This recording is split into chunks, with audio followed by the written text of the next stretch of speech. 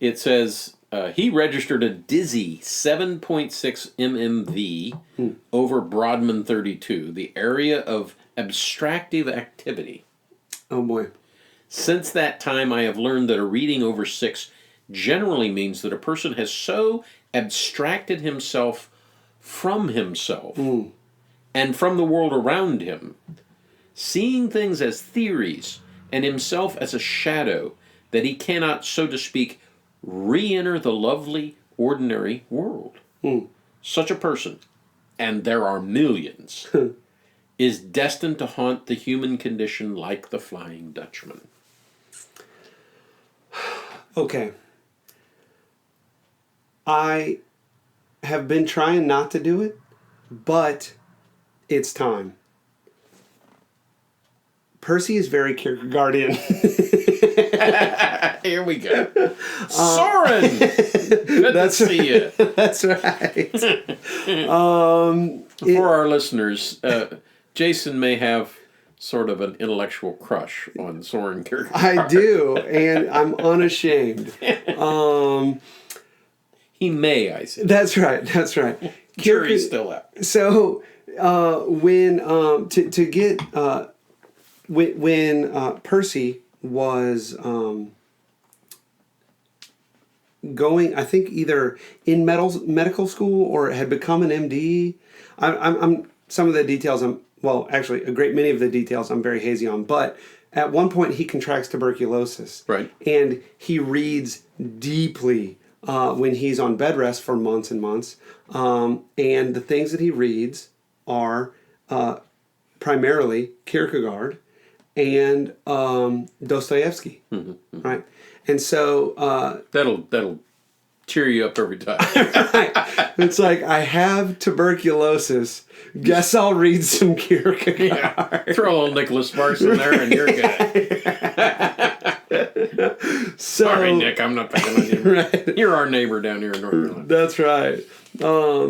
So he's in that situation, and that's what he chooses to read, and so he's very interested. I mean, when I read, I don't think I'm far off here. The Moviegoer, his first novel, it starts with an epigraph from Kierkegaard, for crying out loud. Yeah. So I'm not off base. Yeah, I mean, it's Percy is a disciple of Kierkegaard. Totally.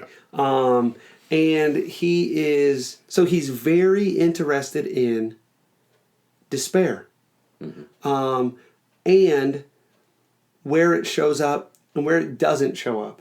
And what he's realizing, and I think showing us in this novel, is that it doesn't show up where you expect it to show up, which is when somebody's down in the dumps, right?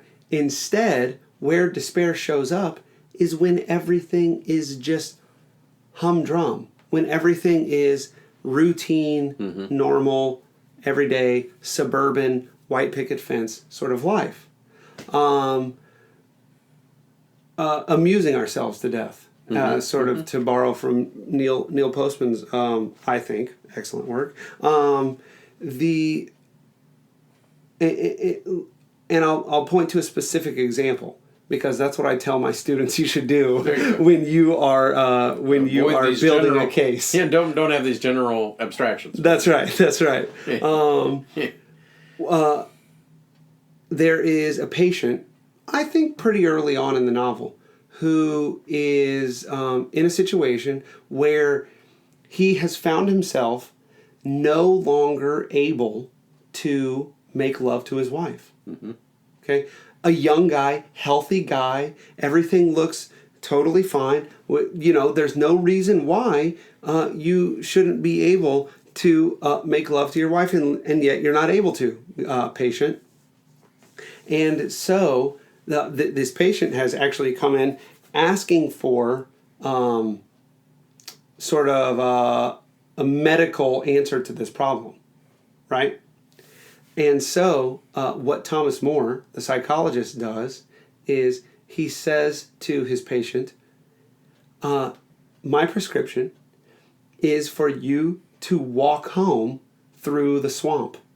Rather than getting in your car and driving the 12 miles or whatever, walk through the swamp. Walk the 6 or 8 miles home. That's the prescription. And the guy says, what? Seriously? You can't be serious.